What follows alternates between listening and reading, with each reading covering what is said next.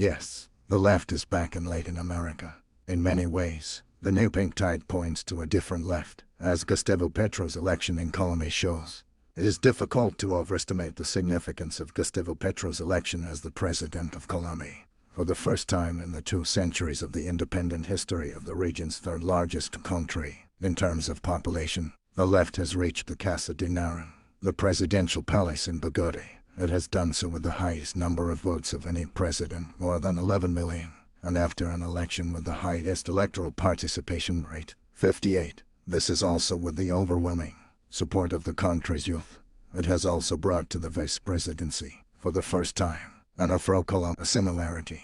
Colombia's unique history, which inspired the magical realism genre Nobel Prize-winning novelist Gabriel Garcia Marquez, makes it stand out on Latin America's vast and colorful canvas. The same goes for Mr. Petro's condition. As a former urban guerrilla, a member of M19, a group that run much havoc in a country marked by the dubious distinction of having had the longest armed conflict in the world, that between another guerrilla group, the Revolutionary Armed Forces of Colombia, FARC, and the Colombian government, from the 1960s to 2016. In another sense, the fallout of the pandemic. Mr. Petro's victory comes in the wake of those of Gabriel Boric in Chile, Fidel Castro in Honduras, Luis Arce in Bolivia, Pedro Castillo in Peru, and the earlier victories by Andrés Manuel López Obrador in Mexico and Alberto Fernández in Argentina. All broadly on the left of the political spectrum, polls indicate there is a good chance former President Luiz Inácio Lula da Silva will win Brazil's presidential elections in October, which would turn this shift into a wave. Most of these leaders have come to power propelled by the impact the COVID-19 pandemic has had on the region, by far the worst affected by the virus. This has also led to what the UN's Economic Commission for Latin America and the Caribbean, ECLAC, has referred to as the region's worst crisis in 120 years. As the economy contracted by 7 in 2020, twice the rate of the global GDP, a country like Chile, the most developed in the region, and for long the best-performing economy, is projected to grow 1.4 in 2022 and 0.1 in 2023, which reveals much about the depth of this crisis in a region that swings seamlessly from one lost decade to another. Does this herald a new pink tide in Latin America, similar to the one that came to the fore in the first decade of the new century, only to peter out in the second, riding on the commodities boom supercycle 2003-2013.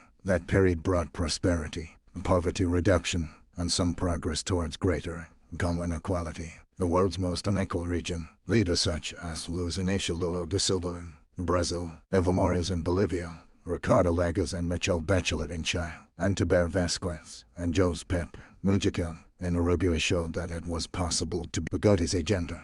Are we likely to see something similar years to come? In other words, are we at the beginning of another political cycle, marked by the ascendancy of the left? Yes, the left is back. The question is, what kind of left, and how long will it last? In many ways, this is a different left. Mr. Petro, 62, an economist, and a former mayor of Bogotá, is especially etched the environmental challenge. His agenda includes weaning Colombia away from its dependence on fossil fuels such as oil, and coal. 40 of the country's export revenues come from oil, stopping fracking, a technique used in natural gas, and petroleum production, and moving towards an energy transition. Mr. Boric, the Chilean leader, favors gender issues and gender equality. His cabinet has a larger number of women than men.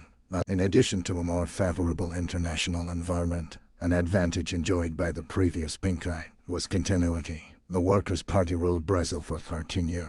The Constitution did so in Chile for 20 years in a row, and then had another go with Michelle Bachelet's second term 2014-2018, or another 4. The Kirchners in Argentina ruled for 12 years.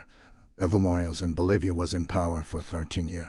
Rafael Correa in Ecuador for 10, and the Frente Amplio in Uruguay did so from 2005-2020. It is a different political environment now, and ambitious reform programs without, in most cases, parliamentary majorities, under severe fiscal constraints, and a turbulent international environment do not, as a rule, make for a promising combination for incoming governments. A silver lining may be rising commodity prices, which have lifted Colombia's growth forecast for 2022 to 6.1, but in several cases, they tend to set each other off. Mr. Petro has referred to his interest in working together with Lula's Brazil and Boric's China, highlighting a key area where these incoming governments may make quick progress. A first cut at creating a political coordination entity in South America, one that will have learned the lessons from the ultimate failure of UNASR, should be a priority. An active non-alignment.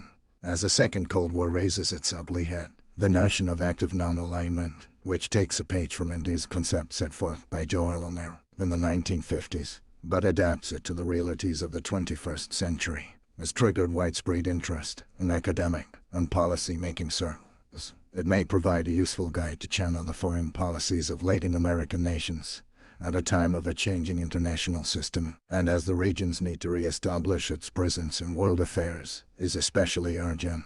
George Hine is a research professor at the Pardee School of Global Studies, Boston University, and a former Chilean ambassador to India. His most recent book, with Carlos Fortin and Carlos Omanami, is Active Non-Alignment and Latin America, a doctrine for the new century.